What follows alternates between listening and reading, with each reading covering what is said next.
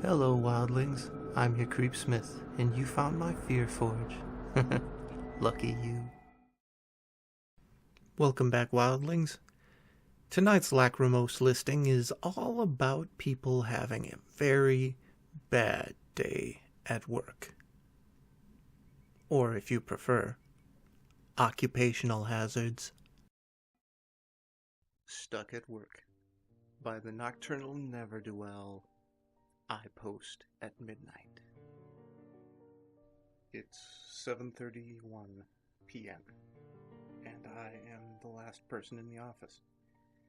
But instead of leaving, I am standing in front of the elevator with a box of paper clips in my hand.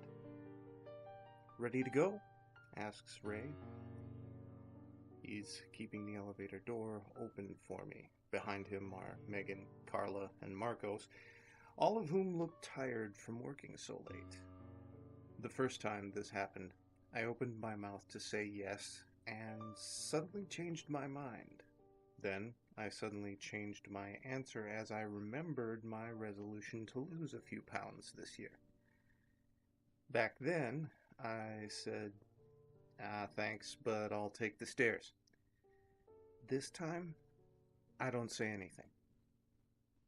"Suit yourself," Ray says anyway, as if I had spoken. He releases the door, but before it can close, I toss in the box. It lands on its corner, and the lid pops off, scattering its contents like a paperclip grenade. Then the door slides shut, and I'm alone again. No one in the elevator thought this was weird. In fact, they didn't even notice it at all. I've done this little experiment many times, so I'm not surprised that they didn't react. I'm also not surprised to look over and see the box of paper clips back on my desk, as if I'd never even touched it, much less thrown it. My other experiments end the same way. I've blocked the doors, I've shouted, I've begged, I've grabbed at Ray's arm, but nothing makes any lasting difference. My coworkers never respond, and everything resets right the way it was. I always end up alone in the office, at least until the elevator reappears, and Ray, once again, asks if I'm ready to go. I've gotten tired of experimenting, but there isn't much else to do around here. The phones and the radios and the fire alarms don't work. All the computers are frozen. I found a cheap romance novel in Megan's bottom drawer, but I know how it ends. I ought to. I've only read it 30 times. Even if I do actually take the stairwell, it turns into an M.C. Escher print.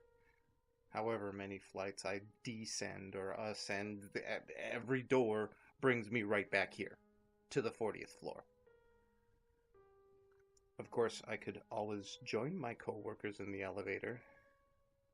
I remember once, when I was a kid, I was feeling morbidly curious, so I looked up elevator accidents, and I found out that they were incredibly rare.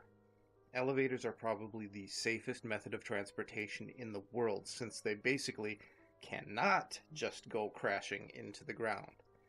You're about 1,000 times more likely to die on a staircase. Even though I know that, I also know this. Each time the elevator leaves, if I put my ear to the door, I can hear the receding screams of my coworkers echoing back up that shaft. And that's why it's always 7:31 p.m., because I'm supposed to be with them. Looking up from the paperclip box, I see the elevators returned. "Ready to go?" asks Ray again. Eventually, I know I'll say yes. My dad was a safety officer at Chernobyl. My dad was a safety officer at Chernobyl during the meltdown. Before he died last year, he told me about something he saw that night. I really shouldn't keep it to myself. I won't give you a long backstory of his history because it doesn't matter. Basically, He got the job through a former schoolmate of his who worked in some mid-level party position. Dad was down on his luck at the time, and his friend Igor happened to see him at a local tavern. They got to talking, and Igor pulled some strings and gave him the position. Didn't matter that he wasn't qualified. Half the guys aren't, he was told. Anyway, Dad started working there in '84, and he did a pretty good job. He did what he was told. Most of the time it was just checking dial readouts to make sure pipes were sealed and whatnot. And in late 1985 and early '86, he started noticing far more party representatives coming in and out of the plant. Usually, the visits were limited to compliance officers and hazardous materials supervisors when radioactive material was moved in or out of the reactor. But these weren't plant specialists. They looked like they were Politburo. He told me he recognized a couple of them from televised speeches, but he didn't remember the names. He just knew that they were high-ranking. On the night of the meltdown, Dad was doing his usual valve and dial checks when Politburo members, accompanied by soldiers with Kalashnikovs, streamed down the hall toward the reactor area. The soldiers were wearing radiation suits. The party members weren't. He tagged along a few tens of meters away and went up on a high catwalk where he could see all of them. They were crowded around the cooling pools. Dad made an effort to act as if he was staring at pressure readouts in front of him, vaguely noticing that the gauges were rising as he watched. This was around the point when the lights cut out. Apparently, this wasn't abnormal for the plant. The electrical systems were under-maintained, and all of the electricians on staff were tasked with more critical work.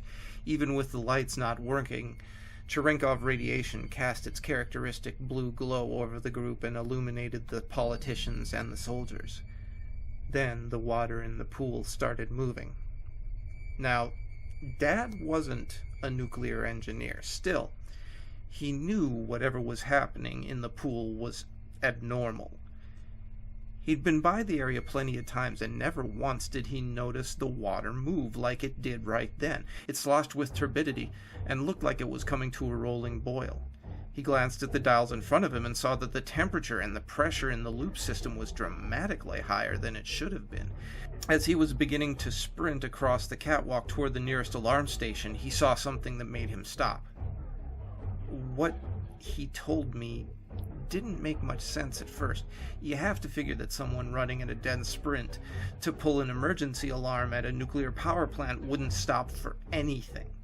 But he did, and he stared. Something had floated to the top of the boiling water. The way he described it, it was a dark grayish red, almost shaped like a person, but much bigger and dreadfully deformed. It floated face down in the pool. The party members didn't react, but the soldiers raised their rifles at the thing until one of the politicians barked an order at them to stand down. A moment or two later, the thing crawled out of the pool and raised itself on thick legs to stand before the gathered crowd. What Dad said he remembered most about the thing was its head. It sat directly on its lopsided shoulders, and it had no eyes, no nose, no ears. All that was there was a gaping hole. Not even a mouth, but a hole. And inside, that same blue glow from the pool shone out into the faces of the people who surrounded it. Someone else in the plant must have noticed the temperature and pressure abnormalities and pulled the alarm, because sirens began to blare and diesel generators were galvanized into action to force the cooling cycle into overdrive. None of that mattered to Dad, though. He said the thing approached the soldiers one by one, and without any of them putting up a fight, it pressed the hole in its face against the top of each of their heads, and they started to dissolve. First their suits melted, then their skin began to blister and char. The thing moved its maw downward until it nearly reached their legs, which dropped to the ground in a smoldering heap. Then it did the same to the assembled Politburo, all but one. She stood in the middle of the pile of steaming legs and hips and crotches and stared at the atrocity. Then she screamed at it. It's something Dad said that he's repeated to himself every day since. Solid zemlyu, salt the earth. As the words left her mouth, the Geiger counter Dad was forced to carry with him at all times exploded into life, and in the same instant, the politician burst into flames. He could swear she smiled as she burned. All this was finally enough for Dad to make a break for it. He knew that he'd been irradiated badly, but he took some solace in the fact that the ticks from the counter slowed quickly as he left the pool area. Right before he was clear of the room, he took one last glimpse at the thing. It had begun to melt. As soon as its body began pouring through the metal grate, the water below erupted into a mass of superheated steam. Dad avoided being scalded to death by about half a second when he turned the corner and slammed the door behind him. The rest of the meltdown played out more or less like it was eventually reported. Dad was able to get out before the main explosion. He lived with that profound guilt of running by his colleagues who still didn't know something truly catastrophic was about to happen. He believed his thyroid cancer was payback for his indifference toward them during his escape. The iconic photograph of the radioactive elephant's foot in the basement of the power plant stood, framed, on his dresser for the rest of his life. As he told me this story, he confessed that he kept it to remind him of the implications of the politician's words, and before she was devoured by the flames. That thing will render the area around it uninhabitable for 100 years, he sighed. And it's melting through the ground even today. If it hits groundwater, it'll explode like a dirty bomb and make the disaster in '86 look like a firecracker. Russia, Europe, Northern Africa, all radiated. He died a couple of days after he shared his experience with me. I just have no idea what to do with it all.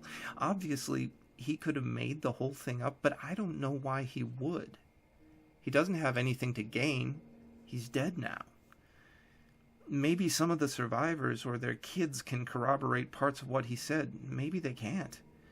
Either way, if it's true, there is so much more going on with that disaster than we've been told. Even now, as that radioactive slag melts into the ground, Dad's story almost makes it sound like the meltdown was just a precursor to something far worse. Something plotted. Please, if anyone can give some advice or insight, it would be appreciated.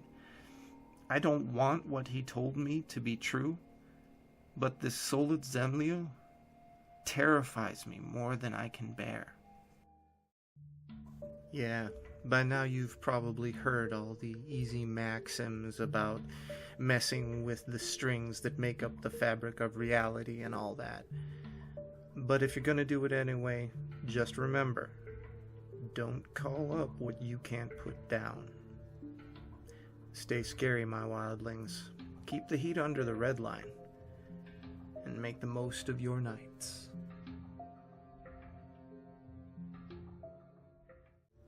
Twist ending.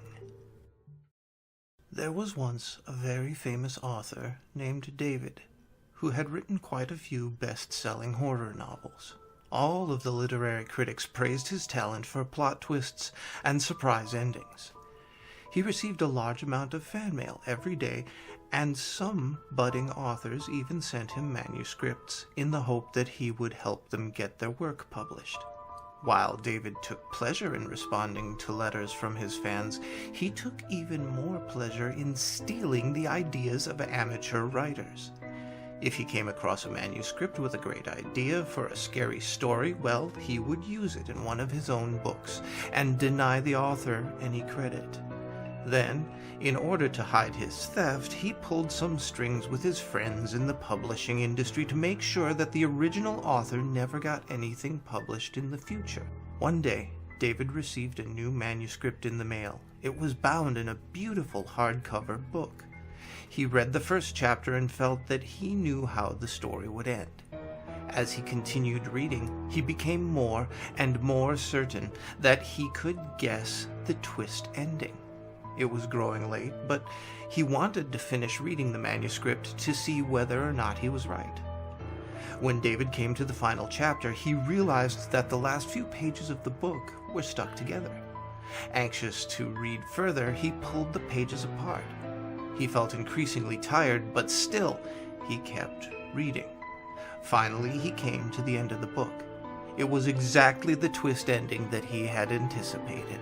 The husband hanged himself just as the wife was committing suicide in the next room. David made a mental note to steal the idea and use it in his next story. Just then, he noticed that after the words, "the end," there was a little handwritten comment from the author. It read, "I already know that you're planning to steal the ideas in this story. I know because you did the exact same thing to me the last time I sent you a manuscript. You published it under your own name, and you didn't give me any credit. You ripped me off and blacklisted me in the industry. Nobody will accept my novels anymore, and I will never again be able to publish anything I write. You've ruined my life now, ruined my career, and now I am going to have my revenge." You had to pull apart the back pages in order to read this, didn't you? Well, those pages contained a poison. Arsenic, to be precise. Are you feeling tired? That's normal. It's one of the symptoms of arsenic poisoning. Soon, your heartbeat will get slower and slower until it eventually stops permanently. Don't bother trying to call an ambulance. You'll be dead before they arrive. You've already been exposed for too long. Goodbye, David. Some twist endings can be very hard to predict. In the Bayou by Nihilist. If you want to understand why I left the place I was at, you're really just going to have to hear the entire story. You won't believe it, of course, but your skepticism really doesn't mean anything, because what I saw that night on the bayou has been with me ever since. In my mind, in my thoughts, sometimes even in my dreams. It exists as a disturbing memory I can't shake away. That will never go away just so long as I live. It'll be one of those things so terrifying that it'll still be just as keen in my mind on my deathbed as it was the day it happened. But whether or not you believe me, I'll tell it to you anyway. If only to serve as a warning, a plea for caution if you ever find yourself near the swamps late at night. At the time, I was working at a shitty little fast food place. The only thing worse than working at a shitty fast food place is working at a shitty fast food place on the night shift by yourself without a vehicle. Especially when you just so happen to live in the heart of rural Louisiana. Such was my case some years ago, the night this event happened to me. During this time, I lived quite a few miles away from the restaurant that I worked at, and due to my lack of a vehicle or any access to a public bus system, I was dependent on others for my transportation to and from work. One night, after a busy evening of serving customers, I closed the store and locked up the restaurant. When I phoned for my ride, nobody answered. Now, I'm not here to throw a pity party, but I can't help but express the anger I had at the fact that this person who drove me to and fro from work was my roommate, who had a car, but no fucking job. And I was basically the only person in our house who paid the rent at this time. And this loser had the carelessness to fall asleep, leaving me with no fucking option but to walk again. See, this was not the first time this had happened. The first time it took me an hour and a half to get home, walking briskly. And to those of you who've never been in the rural regions of Louisiana, trust me, you have no clue. Here, we have what's called a bayou. It's basically swamp. Thick, murky, moist, frog-laden, mosquito-swarming, gator-infested, crappy-smelling swamp. With thick, tall grass, cattails, cypress trees, and heaves of pond scum. and I just so happened to live on the bayou, all the way down a long dirt road with hardly any street lights and thick swamp on both sides of the road. There are no side roads, and the houses down this street are separated sometimes by more than a quarter mile. It's not merely spooky walking down this road at night. It's fucking terrifying. You hear sounds, both real and imagined, coming from the bayou. Chirping, creaking, howling, grunting animals. The rustling of leaves and branches in the canopy of the cypress trees, and the splashing water from underneath. That's the worst. You can hear the sound of something lurking nearby abruptly dunk underwater. This can be a turtle, a snake, or an alligator. You never know. You just have to keep walking, your teeth and hands clenched tight, hoping nothing crawls through the tall grass next to you and onto that road. Or, even worse than the subtle dunking sounds, the sudden splashes that happen when you're walking and you scare a toad or a frog and it jumps into the water. That sound makes you almost shit yourself as you begin a running spree that lasts about 3 seconds before you realize what it was. And then you're left with your heart pounding so hard the sounds of your blood gushing in your temples scares you almost as much. These are the types of things that happen when you're in the bayou. This is what I had to look forward to that night as my asshole roommate slept sprawled out on the sofa with the television set probably tuned into reruns of the Three Stooges or the Marx Brothers. And don't get the impression that I simply called once and then gave up. You can trust that his cell had around 7 or so missed calls, 3 very unfriendly voicemails, and several aggressively angry text messages. I could just imagine his phone lying in another room of the house, softly vibrating in my desperate attempts to reach him as he snored. But eventually I gave up, and having just about no other friends to contact in the area as a recourse, I stopped by the nearby gas station, grabbed an energy drink, and began my way home. Now, you have to understand, the first 30 or so minutes of my walk really isn't that bad. I'm still in the most populated part of town, and there are streetlights, stores, houses, and cars passing by in large numbers. That's important. If there are a lot of cars going by, you feel safer than when there are very few cars going by. Because when there are only 1 or 2 cars that pass you every 3 to 5 minutes, that means there could be a psychopath in one of those cars, and they may have enough time to stop by and murder you without being caught. But if there are a lot of cars around, a lot of people around, there may be a psychopath passing by, but they'll most likely not kill you because there are too many people, and someone might witness the crime. At least, that's my reasoning. But I digress. No psychopaths pulled up next to me as I walked in this part of town. Next, there comes a time in my journey where I have to turn down several suburban neighborhoods and walk some streets to get where I'm going. And here's where things get a little less safe, and I have to be a little more cautious. There's less traffic down these roads, and you never know when some punk or some gang may be hanging out in some empty lot or house. These folks might mess with you, or try and pick a fight, or mug you, or just take an empty bottle of malt liquor and bash your skull in. You know, initiation ritual, something like that. These are the thoughts that go through my head as I walk this region, and they keep me on my toes, until I reach the point where the houses become fewer and fewer, and the bayou actually begins. This is where the dirt road leading to my home is, and it's where I found myself on this night, on foot. Look down the narrow road. Now you can only see so far before it fades into misty darkness. I resented that I'd have to spend the next hour walking its distance until I reached my house, but anger took hold of fear when I thought about how all of this could have been spared if not for the neglect and carelessness of my roommate. When I got home, I was really going to have it in for him.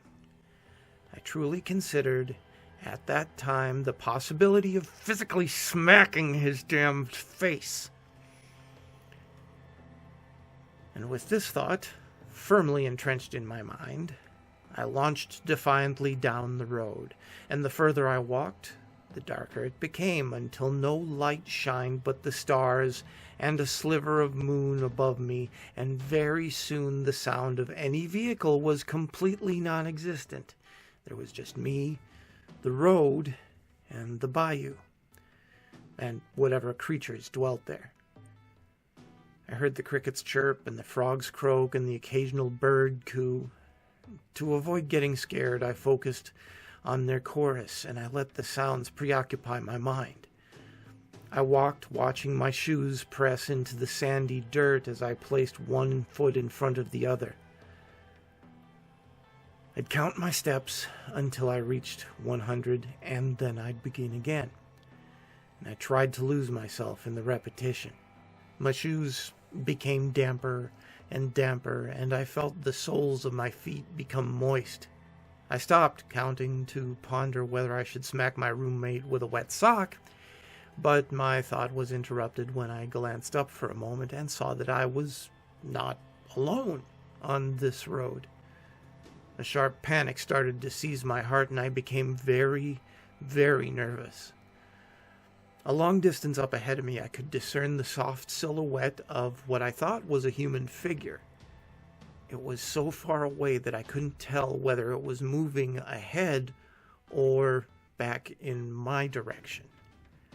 If I froze, I could feel the blood gushing in my temples.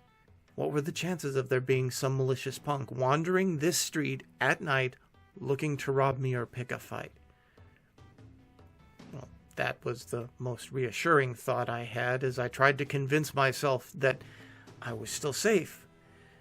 I tried to keep calm, not let my nerves get the best of me. I mean, whoever this was probably just as frightened of the prospects of me as I was of them. If they'd already detected me, that is. I didn't know what to do. Run? Well, there were only two directions. Continue walking? What were the risks? As I stood there, I saw that the figure was indeed moving toward me, and its form was becoming more defined. And this was the time I began to notice how awkwardly it was moving. The figure didn't walk normally. It didn't bob up and down like how a person looks as they walk. What was coming towards me, it would seem from my perspective, moved in short, quick, jerking movements. And I could see from what light was present how its twitchy limbs projected from its torso, and how it was getting closer. And how its head stuck out from a neck that was longer than any human neck should be. And how at this time I could now faintly hear the noises that it seemed to make, the sound of suckling. And now it was moving quicker, and how its face lifted, and I could see its eyes glare like glowing yellow beads, and how these wide, beady eyes locked right onto me, staring right at me, and how it stopped. And how we both were there, motionless, yards away, looking at each other. And how it let out the most ungodly, inhuman screech I've ever heard, like a pig being gutted. It squealed violently, and the sound resounded through the bayou, and the chirping and the croaking of the crickets and the frogs stopped. Everything stopped. And the rumbling and humming was all that could be heard afterwards. The rumbling and the humming of a motor ahead. A vehicle speeding towards us, tires racing loudly. The thing in front of me hunched over and turned to see the headlights beaming our way. It hissed, getting down on all fours, only pausing for a moment to turn back towards me, gawking at me with those wide eyes before crawling off hastily into the swamp. The vehicle that scared the thing away was my roommate's car. He never saw it, of course. Whatever it was. And I never wanted to see it again. I moved as soon as I could, and I haven't gone back there since. So stay scary, my wildlings. Stay strapped, and make the most of your nights.